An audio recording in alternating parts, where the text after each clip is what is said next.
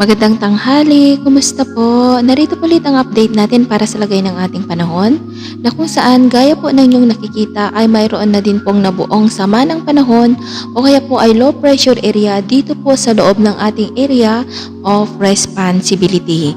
Hindi pa naman po ito inaasahan na maging bagyo sa mga susunod na araw within 24 hours pero patuloy lamang po natin itong babantayan.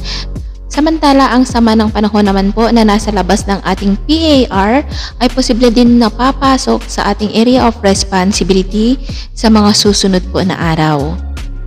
Ito naman po pinapakita ng forecast model na ating ginagamit para po sa mga susunod na araw.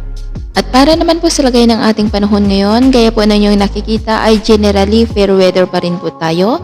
Pero asahan pa rin po natin ang maulap na kalangitan na may mga pulong-pulong pag-ulan, pagkulog at pagkidlat dito po sa may Batanes, Babuyan Islands, ganun din po sa Bicol Regions, Oriental Mindoro, Marindoque, Romblon, Northern Samar, maging po dito sa Cagayan Valley, Isabela, Nueva Vizcaya, Quirino, Ilocos Norte, Ilocos Sur, La Union, Pangasinan, Abra, Benguet, Mountain Province, Ifugao, Kalinga, Apayao, at Aurora. Sa mga nabanggit po na lugar ay epektado po tayo dyan ng pinagsamang epekto po ng monsoon trough at saka po ng mga thunderstorm. Sa Visayas at Mindanao naman po ay maging handa po tayo lalong-lalo na po sa eastern part dahil nandyan nga po yung banta ng sama ng panahon na nasa loob po ng ating area of responsibility o yung low pressure area po at posibleng apektado na po kayo dyan ng trough or yung extension po nito kaya iba yung pagkahanda at pag-iingat lamang po.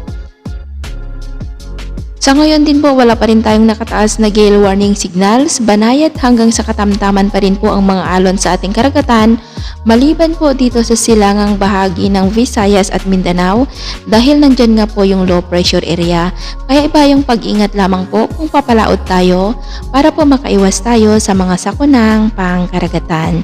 So yun po muna ang latest update natin sa araw na ito. Ako po muli si Gems na nagsasabing sa kahit na nung pagsubok po na darating sa ating buhay, wag na wag po tayong mawawalan ng pag-asa.